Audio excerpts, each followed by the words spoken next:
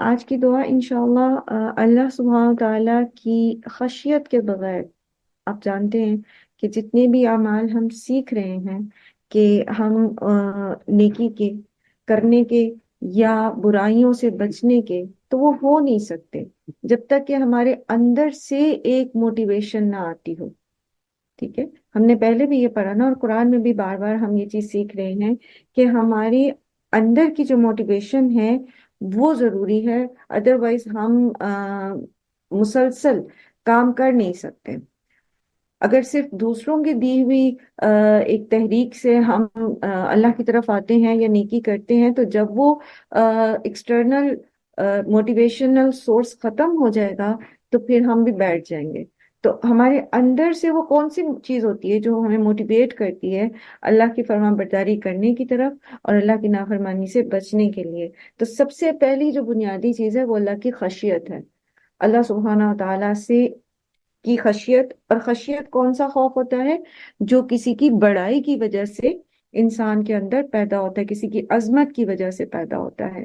تو چونکہ ہم سب کو پتہ ہے کہ اللہ سبحانہ تعالیٰ العظیم ہے، الکبیر ہے، اور اللہ سبحانہ تعالیٰ جو ہے وہ بندے کو اس کی، جسے کل ہم نے پڑھا تھا نا کہ ناسیۃ بیدک، یہاں سے پیشانی کے بالوں سے اللہ سبحانہ تعالیٰ نے تھام رکھا ہے، ہر ایک اللہ کے قابو میں۔ اور اللہ سبحانہ تعالیٰ جو ہے وہ مالک یوم الدین ہے۔ تو یہ جو خشیت ہے، یہ جب ہمارے اندر پیدا ہوتی ہے تو یہ فائدہ دیتی ہے ہمیں کہ ہم اس کی نافرمانیوں سے رک جائیں، اور اس کی فرما برداری کرنے کے لیے اپنے آپ کو موٹیویٹڈ رکھیں۔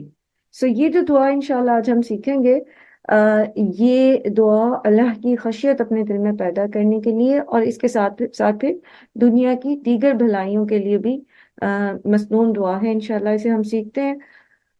اللہم، اے اللہ، اقسم، تقسیم کر دیجئے، لنا، ہمارے لیے، من خشیتی کا، آپ کی خشیت میں سے، اللہ تعالیٰ آپ ہمیں اپنی خشیت میں سے ایک حصہ دے دیں، ما تحول، جو حائل ہو جائے، یعنی بیچ میں آڑ بن جائے، بھی، ساتھ اس کے، بیننا، ہمارے بیچ میں، وہ بین معاصیک، اور آپ کی نافرمانی کے بیچ میں۔ اللہ تعالیٰ آپ ہمارے دل میں اپنی ایسی خشیت پیدا کر دیجئے جو ہمارے اور آپ کی نافرمانی کے بیچ میں حائل ہو جائے۔ وَمِن طاعتک، اور آپ کی اطاعت، یعنی ایسی ایسی خشیت ہمیں عطا کر دیجئے جس سے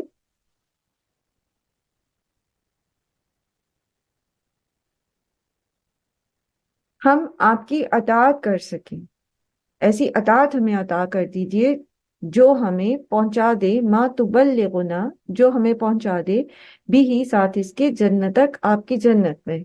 اللہ تعالیٰ ہمیں خشیت عطا کر دے تاکہ ہم آپ کی نافرمانی سے بچیں، وہ خشیت ہمارے اور ہمارے گناہوں کے بیچ میں حائل ہو جائے، اور آپ ہمیں ایسی اطاعت عطا کر دیجئے اور ایسی فرما برداری عطا کر دیجئے جو ہمیں جنت تک پہنچا دے، جنت تک پہنچا دے۔ وَمِنَ الْيَقِينِ، اور ہمیں ایسا ایمان عطا فرمائے۔ یقین جو ہے وہ ایمان ایمان سے اوپر کا درجہ ہوتا ہے، یعنی جسے کہتے ہیں نا حق الیقین۔ تو آپ ہمیں اپنے اوپر ایسا یقین عطا کر دیجئے، اپنے وعدوں کے اوپر ایسا یقین عطا کر دیجئے، ہمیں ایسا شعوری ایمان عطا کر دیجئے، ما تہونو، جو ہلکا کر دے، بھی علینا، ساتھ اس کے، جس کے ساتھ ہلکے ہو جائیں، علینا، ہمارے اوپر، مصائب الدنیا، دنیا کی مصیبتیں۔ آپ ہمیں اپنے اوپر ایسا توکل عطا کر دیجئے، ایسا ایمان ہمیں عطا کر دیجئے، ایسا یقین آپ کے وعدوں پر ہمیں آ جائے کہ دنیا میں جو بھی مصیبت ہم پر آئے، ہم اس پہ، وہ ہمارے لیے ہلکی ہو جائے۔ جیسے کل بھی ہم نے پڑھا تھا نا کہ قرآن کریم جب ہم پڑھتے ہیں تو وہ مصیبتیں جو پہاڑ جیسی پہلے لگتی ہوتی ہیں، بعد میں وہ ہلکی لگنی شروع ہو جاتی ہیں۔ مصیبت تو بعض اوقات تقدیر کے مطابق وہیں موجود ہوتی ہے، لیکن دیکھنے والی نظر بدل جاتی ہے، محسوس کرنے والا دل بدل جاتا ہے۔ اللہم، اے اللہ، متعنا، فائدہ پہنچا ہمیں، باسماعنا، ہماری سماعت کے ساتھ، وابصارنا، اور ہماری بصارت کے ساتھ، وقوتنا، اور ہماری قوتوں کے ساتھ ما احییتنا، جو کہ جس کے ذریعے آپ نے ہمیں زندگی بخشی ہے.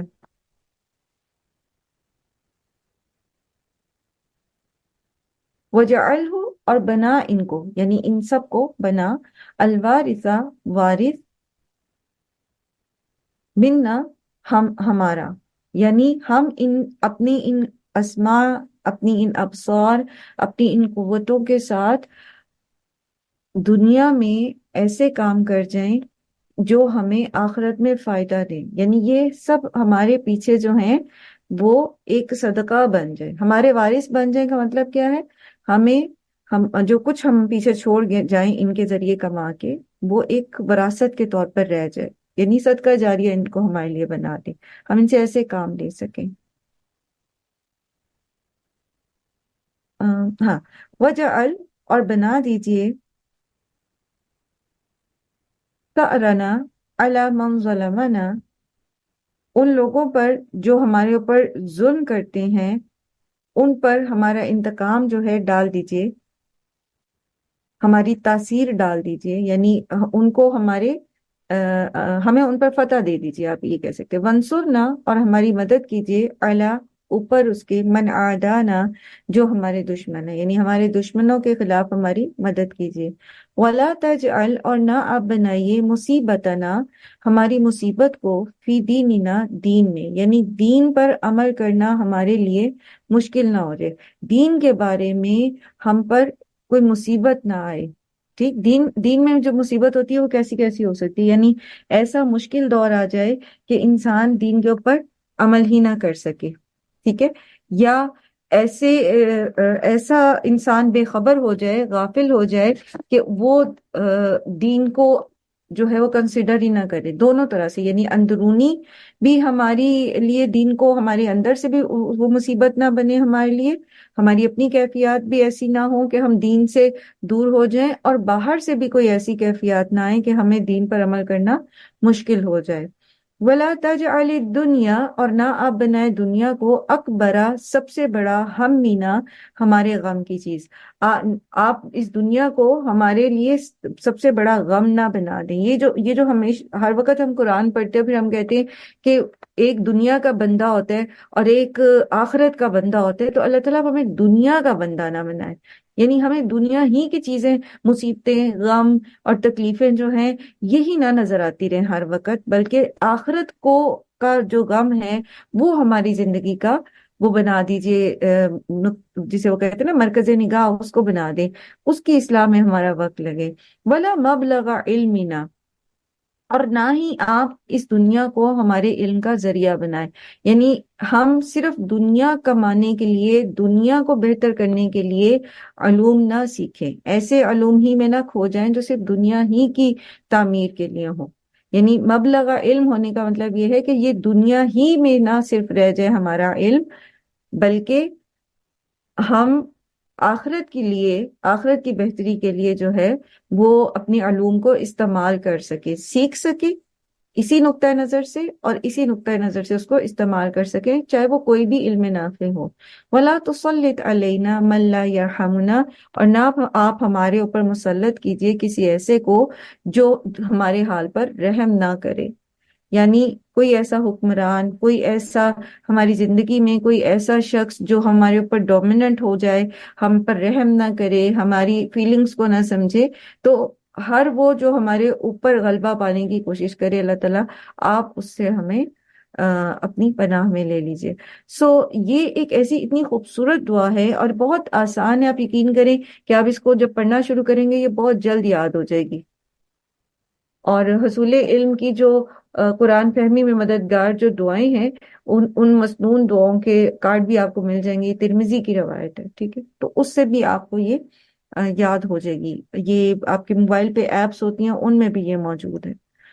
تو ہم سب انشاءاللہ اس دعا کو شامل کریں گے اپنی ڈیلی دعاؤں میں، خاص طور پر جو افطار کے وقت آپ نے دعائیں پڑھنی ہیں، جو آپ نے ایک وہ لسٹ بنا رکھی ہے جیسا کہ ہم نے سوچا تھا، تو اسی طریقے سے پھر آپ میں یہ دعا جو ہے وہ شامل کر لیں گے.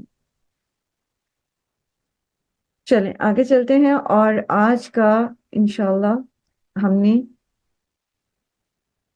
40 नबवी से हदीस सीखनी है। अभी आपके सामने स्क्रीन पे नजर आती है।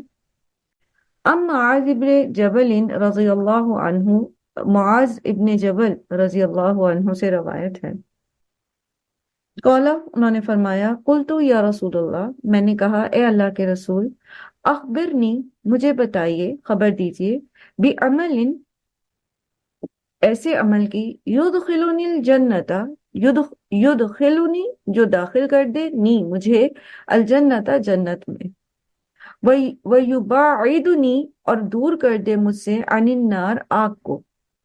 मुआज बिन जबल ने नबी सल्लल्लाहु अलैहि वसल्लम से कहा कि मुझे कोई ऐसा अमल बता दीजिए जो मुझे जन्नत में दाखिले की जमानत दे दे और मुझे आग से बचा लिया जाए।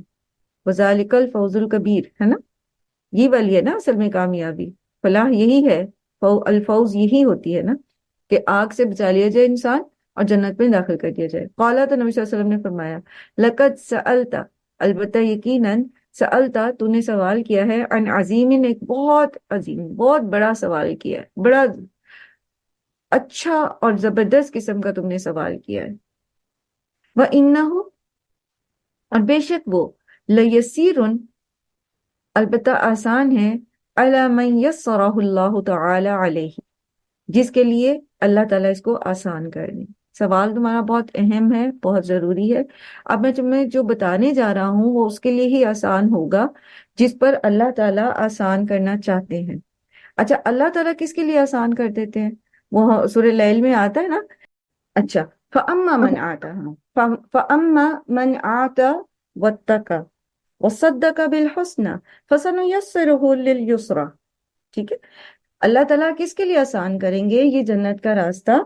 वो जो आता, देता भी है, वत्तका, और फिर भी अल्लाह से डरता रहता है, वसद्दका बिल हुस्ना, और जो नेकी के रास्ते की अमल के जरिए तस्दीक करता रहता है, यानी ईमान लाता है, नेक अमाल करता है, फसनुयस्सिरुहु लिल युस्रा, तो उसके लिए ये रास्ता आसान हो जाता है। ठीक है, सो व इन्नहु लयसीरुन अला मन यस्सरहुल्लाहु तआला, का फिर क्या हुआ, यानी जो कोशिश करेगा, जो चाहे, जिसके अंदर चाहत होगी तो उसके लिए ये आसान हो जाएगा। अब वो रास्ता क्या है, वो काम क्या है जो जन्नत में ले जाएगा और दोजख से बचाएगा, दोजख की आग से बचाएगा? ताबुदुल्लाह, अल्लाह की इबादत करो, वला तुशरिकु बिही शैया, और किसी को उसके साथ शरीक ना करो। अब देखिए, अल्लाह के साथ शिर्क से बचने के लिए सबसे पहले इंसान के अंदर ये चीज, ये कन्विक्शन होनी चाहिए, ये उसके अंदर यकीन होना चाहिए कि मुझे अल्लाह की जात, उसकी सिफात, उसकी रबूबियत, उसकी अलूहियत, उसकी अस्माओ सिफात जो हैं, कहीं पर भी कोई भी लायक नहीं है इसके कि वो अल्लाह के साथ शरीक हो सके। तो जब हमारे अपने अंदर एक शऊर होगा तभी हम शिर्क से बच सकेंगे ना। और शऊर कैसे हासिल होगा फिर? पीछे थोड़ा सा, पीछे एक स्टेप पीछे जाए ना, ये जो है ना कि मन यस्सरहुल्लाहु ताला, जिसके लिए अल्लाह उसको आसान कर दें, तो वो जो रास्ता है आसानी का, वो तो इतना आसान नहीं है, वो मुश्किल है थोड़ा सा। क्योंकि ये यकीन अपने अंदर पैदा करने के लिए हमें फिर कुछ करना पड़ेगा ना, पीछे आए थोड़ा सा, एक स्टेप बैकवर्ड जाएं तो क्या करना पड़ेगा? सीखना पड़ेगा, इल्म हासिल करना पड़ेगा। तौहीद क्या होती है, शिर्क क्या होता है? ठीक है, ला इलाहा इल्लल्लाह में दो चीजें हैं ना, एक असबात कि कि अल्लाह के सिवा कोई माबूद नहीं है, ठीक है, और फिर ये कि उसका कोई शरीक नहीं है, एक नफी है। इस बात और नफी दोनों दोनों पहलुओं को हमें पता होगा। अगर हमें तौहीद पता है कि अल्लाह के सिवा कोई इबादत के लायक नहीं, लेकिन हमें शऊर, शिर्क के बारे में शऊर नहीं है, तब भी हमें नहीं पता चलेगा। ठीक, तो दोनों चीजों को साइमल्टेनियसली हमें पता होंगी साथ साथ, तो फिर हम, हमारे लिए हमारे अंदर वो यकीन पैदा होगा, इल्म के नूर के साथ जो है वो समझ लीजिए ऐनुल यकीन आ जाएगा, तो फिर हमारे लिए आसान हो जाएगा ये रास्ता। और फिर जाहिर है दुआएं अल्लाह ताला से करनी इस मामले में कि अल्लाह ताला हम किसी को भी आपके साथ कभी भी शरीक ना करें। वह तुकीमुस्सलाह, और ये कि तू नमाज कायम कर। अब नमाज कायम करना भी किसके लिए आसान होता है, किसके लिए आसान हो जाता है नमाज कायम करना? कौन बताएगा? हम्म। अल्लाह की हैसियत रखता है। अल्लाह की खशियत پیدا ہونے کے لیے دل میں علم کی ضرورت ہوتی ہے، ٹھیک ہے، علم حاصل کرنے کی. اسی طرح نماز کی اہمیت کا جس کو اندازہ ہوگا، جس کو پتا ہوگا کہ نماز نہیں پڑھی تو کیا پینلٹیز ہیں، اور یہ کہ نماز پڑھنا میرے لیے کتنا ضروری ہے، وہی نماز قائم کر سکے گا. تو نماز قائم کرنا آسان اس کے لیے ہو جائے گا جس کے اندر یہ چاہت ہوگی کہ وہ نماز کے بارے میں مطلب جس کے اندر نالج ہوگی کہ وہ نماز کی اہمیت کیا ہے، اور پھر یہ کہ اللہ کی خشیت اس کے اندر ہوگی، تو پھر وہ نماز کو قائم کر سکے گا. اس کو پتا ہوگا کہ نماز قائم کرنا ہے کیا. وہ تو زکا، اور یہ کہ تو زکوٰۃ دے. اور زکوٰۃ بھی کیسے دیتے، کب دے گا انسان؟ جب اس کے اندر اللہ کی خشیت ہوگی، جب اس کو اس چیز کا معلوم ہوگا کہ زکوٰۃ میرے لیے کتنی فائدہ مند ہے، اور اگر میں زکوٰۃ نہیں دیتا تو میرا مال جو ہے وہ کیسے ناپاک رہ جائے گا، اور میرے لیے اس میں سے برکت اٹھ جائے گی. وہ تصوم رمضان، اور تم روزے رکھو رمضان کے. وہ ہم نے سورہ بقرہ میں بھی پڑھا نا، وَأَن تَصُومُوا خَيْرٌ لَكُمْ، کہ ٹھیک ہے پہلے اس دور میں پہلا حکم یہ تھا کہ اگر تم افورڈ کر سکتے ہو تو فدیہ دے دو اور بے شک روزہ نہ رکھو، لیکن وَأَن تَصُومُوا خَيْرٌ لَكُمْ إِن كُنتُمْ تَعْلَمُونَ، تمہیں پتہ ہوگا. تب تمہیں پتہ، جب تمہیں مطلب تمہارے پاس علم ہوگا تو تمہیں پتہ چلے گا کہ روزہ رکھنا تمہارے لیے کتنا بہتر ہے. سو آسان، بیسیکلی میں فوکس جس چیز پہ کر رہی ہوں، اعمال تو ہم دیکھ رہے ہیں نا. ایک توحید ہے جو جنت میں لے جانے والی ہے، توحید کے ساتھ یعنی عقیدے کے ساتھ پھر عملی ثبوت ہے. اللہ کے حقوق ہے نماز، پھر زکوٰۃ، پھر روزہ رکھنا، ٹھیک ہے. لیکن وہی بات ہے کہ ان سب کا راستہ جو ہے یہ آسان کب ہوتا ہے؟ تو یہ آسان ہوتا ہے جب انسان علم کی مشقت اٹھاتا ہے، اس کے بعد علم کے حصول کی مشقت اٹھاتا ہے، اور وہ ساتھ ساتھ اللہ سے دعائیں کرتا ہے، اللہ کی خشیت اس کے اندر آتی ہے، تقویٰ آتا ہے، تو پھر یہ راستے اس کے لیے آسان ہو جاتے ہیں. وَتَحُجُّ الْبَيْتَ، اور تم حج کرو کعبۃ اللہ کا. ثم قال، پھر آپ صلی اللہ علیہ وآلہ وسلم نے فرمایا، الا، کیا نہ، ادلکا، میں تمہیں خبر دوں، علی ابواب الخیر، بھلائیوں کے دروازوں کی. کیا میں تمہیں مزید بتاؤں؟ تم شوق رکھتے ہو سننے کا؟ مزید تم جاننا چاہتے ہو کہ ایسے کون سے اعمال ہیں جو تمہیں جنت میں لے جا سکتے ہیں؟ اب یہ کون جاننا چاہے گا؟ وہی جس کے اندر شوق ہوگا. ورنہ وہ کیا کہے گا کہ بس ٹھیک ہے، اتنا صحیح ہے، بس یہ کام آپ نے بتا دیے، اوکے میں بس یہ کروں گا. تو اب اللہ کے رسول صلی اللہ علیہ وسلم نے پوچھ رہے حضرت معاذ بن جبل سے، اچھا تمہیں اور بتاؤں، اور خیر کی باتیں بتاؤں، بھلائی کی باتیں بتاؤں؟ الصوم جنہ، یہ روزہ جو ہے یہ ڈھال ہے، یہ انسان کو گناہوں سے بچاتی ہے، یہ انسان کو جہنم کی آگ سے بچائے گا. سو روزے کی جو فلسفہ ہے اس کو سمجھنا، اور روزے کو جو ہے وہ اسی طرح سے رکھنا جسے ہم نے سیکھا تھا نا، کہ روزہ صرف پیٹ کا نہیں ہوتا، آنکھ، کان اور زبان اور پورے مطلب ہمارے اعضاء کا روزہ ہوتا ہے، اور انسان پورے کا پورا اپنے آپ کو قابو میں رکھتا ہے. وہ جیسے ہے نا کہ یا ایھا الذین آمنوا کتب علیکم الصیام کما کتب علی الذین من قبلکم لعلکم تتقون. تو تقوی پیدا ہوتا ہے ہمارے اندر. تو تقوی جو ہے وہ پھر ڈھال بن جاتا ہے ہمارے لیے برائیوں سے. تو الصوم جنہ، روزہ جو ہے وہ ڈھال ہے جہنم کی آگ سے، اور وہ ڈھال ہے گناہوں سے بچاؤ کے لیے. لیکن کب؟ جب ہم شعوری روزہ رکھتے ہیں، ٹھیک. والصدقۃ، اور صدقہ، تطفئ الخطیئۃ، یہ گناہوں کو مٹا دیتا ہے. صدقہ گناہوں کی آگ کو بجھا دیتا ہے، کما یطفئ الماء النار، جیسے پانی آگ کو بجھا دیتا ہے. جب بھی کبھی ہم سے کوئی گناہ ہو جاتا ہے، کوئی غلطی ہو جاتی، کوئی زبان کا گناہ، کوئی ہاتھ کا گناہ، کوئی آنکھوں کا گناہ، کسی بھی طرح کی کوئی غلطی ہو جاتی ہے، چھوٹی چھوٹی چھوٹی چھوٹی ہم سارے دن کرتے رہتے ہیں، تو ہمیں چاہیے کہ پھر ہم ساتھ ساتھ صدقات بھی دیتے رہیں، مالی صدقہ دیں.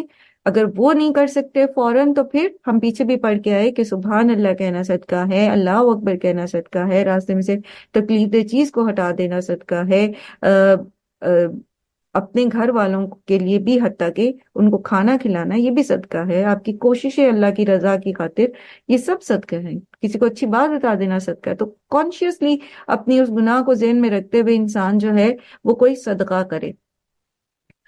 وہ صلاۃ الرجلی، اور آدمی کی نماز، فی جوف اللیل، رات کے اندر، یعنی تہجد کی نماز، وہ کیا ہے؟ خیر کا دروازہ.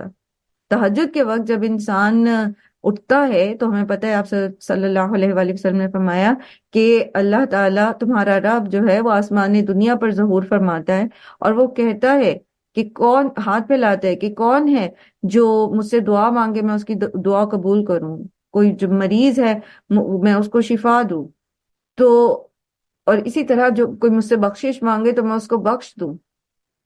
تو یہ تہجد اتنا بڑا خیر کا دروازہ ہے، لیکن بات وہی ہے کہ یہ ملتی جو ہے اس کی توفیق بس انہی کو ملتی ہے جن کو یہ توفیق مل جائے۔ اللہ تعالی ہم سب کو یہ توفیق عطا کریں۔ اور اب روٹین ایک بنی ہوئی ہے جاگنے کی فجر سے پہلے، تو اس کو قائم رکھیے گا، کیونکہ ایک مہینے میں آپ کی اتنی ٹیوننگ ہو چکی ہوتی ہے کہ ایک بار آپ کی آنکھ ضرور کھلے گی عید والے دن بھی اس ٹائم پہ، چاہے آپ کا الارم بجے یا نہ بجے، وہ آپ کی آنکھ اس وقت ضرور کھلے گی۔ تو پھر سستی نہ کریں، پھر اٹھ جائیں، اللہ ہمیں توفیق دے۔ یہ اتنا خیر کا دروازہ ہے۔ لوگ کہتے ہیں کہ جی آپ ہمارے لیے دعا کریں، پھر لوگ کہتے ہیں کہ ہمارے یہ مسئلے حل نہیں ہوتے۔ میں کہتی ہوں اگر آپ کو کوئی مسئلہ ہے اور آپ تہجد کے وقت اٹھتے نہیں ہیں، تو اس کا مطلب ہے کہ وہ آپ کے لیے مسئلہ نہیں ہے، وہ مسئلہ بھی اتنا سنجیدہ نہیں ہوا آپ کے لیے۔ یہ ایسا وقت ہے جو خاص بندے اور اس کے رب کے بیچ میں ہوتا ہے، اور وہ جیسے وہ آتا ہے نا کہ ان ناشیۃ اللیل ہی اشد وطئا واقوم قیلا، بڑا زبردست وقت ہوتا ہے نفس کو بھی قابو کرنے کے لیے اور بات کو سمجھنے کے لیے بھی اور رب سے راز و نیاز کرنے کے لیے بھی، لیکن ہے مشکل، ہے مشکل، ہر کوئی نہیں اٹھ سکتا۔ اور ثم تلا، پھر تلاوت کی نبی صلی اللہ علیہ وآلہ وسلم نے اس آیت کی، تتجافا جنوبہم عن المضاجع، ان کے پہلو جو ہیں وہ بستروں سے الگ رہتے ہیں۔ یہ اللہ تعالیٰ کے پسندیدہ بندوں کی صفات میں سے ایک صفت ہے۔ حتی بلغ، یہاں تک کہ یعملون تک نبی صلی اللہ علیہ وآلہ وسلم نے اس آیت کو پڑھا۔ اور یہ آیت جو ہے یہ میں آپ کے سامنے پڑھ دیتی ہوں، یہ ہے تتجافى جنوبهم عن المضاجع يدعون ربهم خوفا وطمعا ومما رزقناهم ينفقون فلا تعلم نفس ما اخفي لهم من قرة اعين جزاء بما كانوا يعملون۔ یعنی اگر یہ کام تم کرتے ہو کہ تم راتوں کو اٹھ کے نماز پڑھتے ہو، تہجد پڑھتے ہو، اپنے رب کو خوف اور طمع کے ساتھ، یعنی امید اور خوف کے بین بین رہ کے، اپنے گناہوں سے ڈر بھی لگتا ہے، اللہ کی رحمت کی امید بھی ہے، اپنے رب کو چپکے چپکے پکارتے ہو، اور وَمِمَّا رَزَقْنَاهُمْ يُنْفِقُونَ، اور جو کچھ رزق تمہارے رب نے تمہیں دیا ہے تم اس میں سے خرچ کرتے ہو، تو پھر ایسا کرو گے تو تمہارے لیے کیا تیار کیا ہے اللہ تعالیٰ نے؟ فَلَا تَعْلَمُ نَفْسٌ مَّا أُخْفِيَ لَهُم مِّن قُرَّةِ أَعْيُنٍ، ایسی ایسی جو ہے وہ چھپی ہوئی چیز، آنکھوں کی ٹھنڈک جو ہے وہ تمہارے لیے تیار ہے، جنت، ٹھیک ہے، جزاء بما كانوا يعملون، ان تمام اعمال کی وجہ سے۔ تو اللہ تعالیٰ ہم سب کو توفیق دے۔ اس کے بعد پھر نبی صلی اللہ علیہ وآلہ وسلم نے فرمایا، ثم قال، پھر آپ نے فرمایا، الا اخبرک برأس الامر، کیا میں تمہیں معاملے کا سر نہ بتاؤں؟